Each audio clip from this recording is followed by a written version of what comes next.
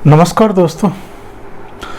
महाराष्ट्र के पालघर जिले में बृहस्पतिवार की रात को जो घटना हुई है उसमें दोषियों को गिरफ्तार किया गया है, ऐसा दावा महाराष्ट्र के मुख्यमंत्री के कार्यालय ने किया है।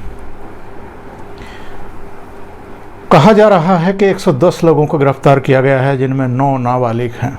नाबालिगों को आश्रय स्थल भेजा गया है और जो बाकी के 101 लोग हैं उनको 30 अप्रैल तक पुलिस हिरासत में भेजा गया है। लेकिन मुझे सबसे ज़्यादा ताज्जुब इस बात पर हो रहा है कि वो अवार्ड वापसी गैंग कहाँ है।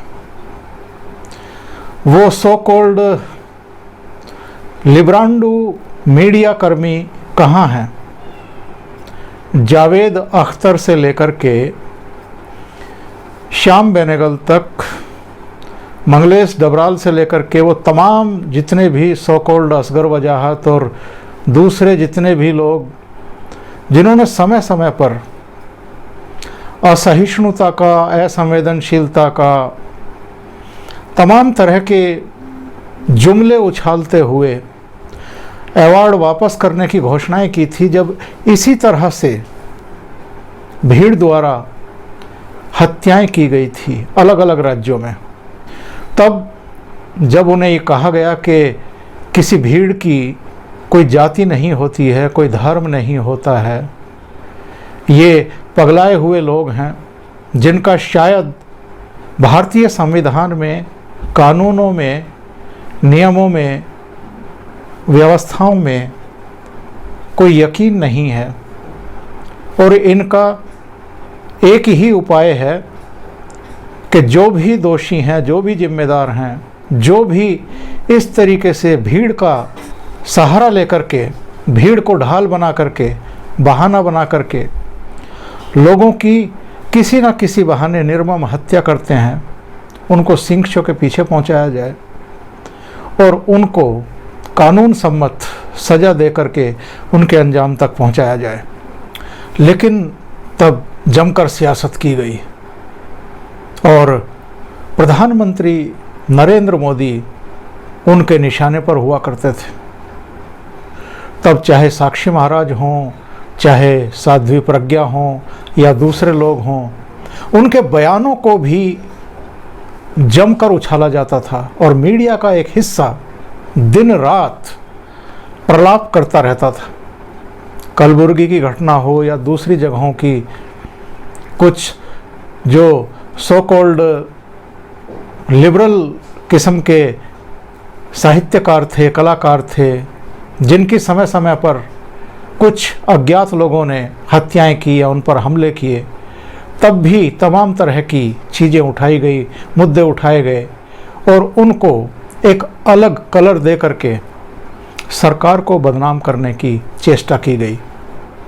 और हद तो ये है कि जब उन हत्याओं और उनके हत्यारों और उनके पीछे छिपे हुए मकसद सामने आ गए और लोगों के, मीडिया के एक हिस्से के झूठ बेनकाब हो गए, उसके बाद भी ये लोग उन घटनाओं के लिए संघ परिवार को या उससे जुड़े हुए दूसरे संगठनों को लपेटने से बाज नहीं आए। और जो पालघर में हुआ है, जो वीडियो सामने आए हैं, इससे ज़्यादा जघन्य अपराध, इससे ज़्यादा बर्बर अपराध, अमानवीयता की तमाम सीमाएं लांघते हुए जिस तरह पुलिस की मौजूदगी में 2 साधुओं की हत्या की गई है, ऐसा उदाहरण कोई दूसरा मिलता नहीं है। साफ साफ वीडियो में दिखाई दे रहा है कि वो पुलिस पर भरोसा कर रहे हैं, पुलिस का हाथ पकड़ रहे हैं, पुलिस की तरफ भाग रहे हैं, लेकिन भीड़ उनको निशाना बना रही है, लगातार उन पर प्रहार कर रही है और अल्टीमेटली पुलिस की मौजूदगी में उनको मार डाला जाता है, उनके ड्राइवर को भी मार डाला जाता है। क्या पुलिस केवल एफआईआर लॉन्च करने के लिए और लोगों को गिरफ्तार करने के लिए ही है? क्या पुलिस का ये दायित्व नहीं है कि अगर भीड़ भले ही किसी तथाकथित अफवाह के चलते इकट्ठा हुई हो और उन्हें घेरा हो, उस भीड़ में से सुरक्षित निकाल करके उनको ले जाए, या भीड़ को समझाने का कोशिश करें, या भीड़ की जो लोग अगुवाई कर रहे हैं उन पर सख्ती दिखाए। पुलिस ऐसे समय अगर भाग खड़ी होती है तो न केवल पुलिस की पूरी कार्यप्रणाली पर, उसकी नीयत पर, उसके होने पर सवाल खड़े होंगे, बल्कि जिस राज्य के तहत, जिस शासन के तहत वो काम कर रही है, उस शासन पर भी सवाल खड़े होंगे। बहुत सारे प्रश्न खड़े हो रहे हैं इस घटना से। इस पर बहस हो सकती है कि लॉकडाउन के दौरान जूना अखाड़े के उन साधुओं को अपने ड्राइवर के साथ कांदीवली से सूरत के लिए निकलना चाहिए था कि नहीं निकलना चाहिए था।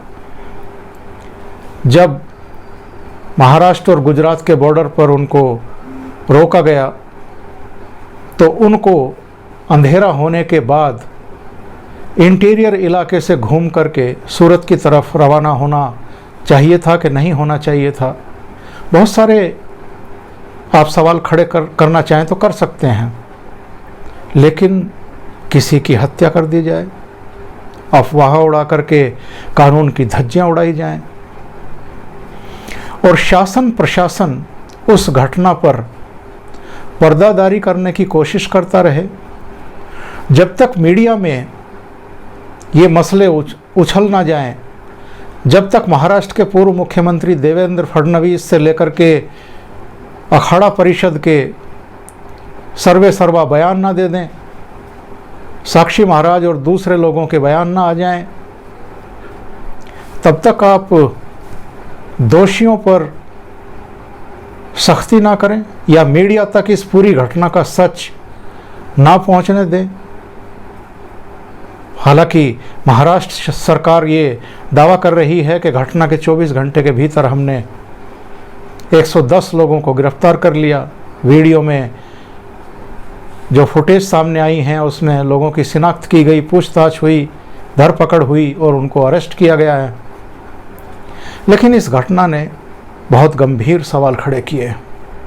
जो राहुल गांधी, जो प्रियंका वाड्रा, जो सोनिया गांधी, यहाँ तक कि शरद पवार, नवाब मलिक, इसी से मिलती जुलती दूसरे राज्यों में जब घटनाएं होती थी तो आसमान को सिर पर उठा लेते थे, और जो लिब्रांडो किस्म के साहित्यकार हैं, पत्रकार हैं, मीडिया कर्मी हैं, वो पूरा अभियान चलाते थे।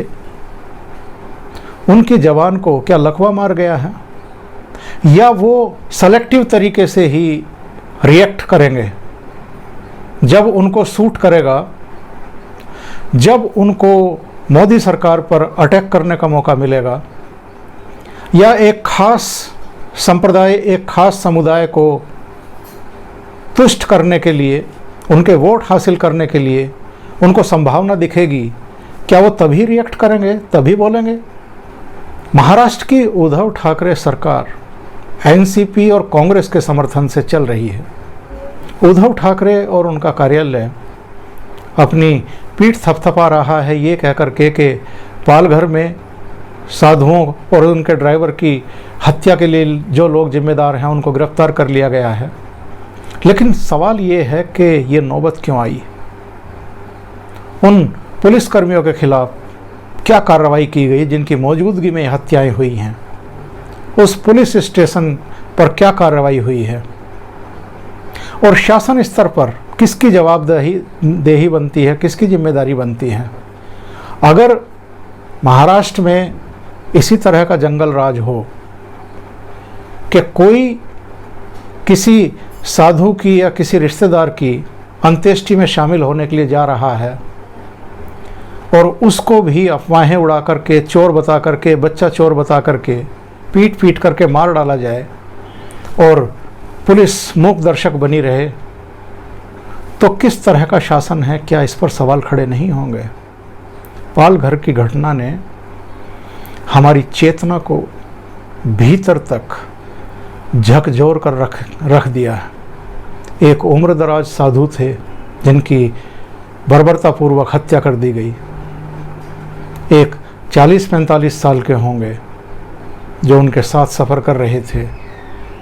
दोनों को भीड़ ने जिस तरह मारा है, ये हमारा जो पूरी कल्चर है, जो हमारी जो विरासत रूप में हमको मिली है, ये उस पर भी बहुत गहरे सवाल खड़े करती है और शासन प्रशासन को तो कटघरे में खड़ा करती ही है।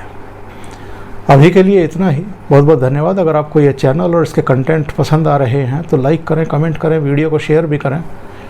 और अभी तक अगर आपने चैनल सब्सक्राइब नहीं किया है तो सब्सक्राइब भी कर लें और साथ में लगे बेल आइकॉन को दबा दें ताकि आगे आने वाले वीडियो और उनके नोटिफिकेशन आप तक पहुंचते रहें। बहुत बहुत धन्यवाद। नमस्कार।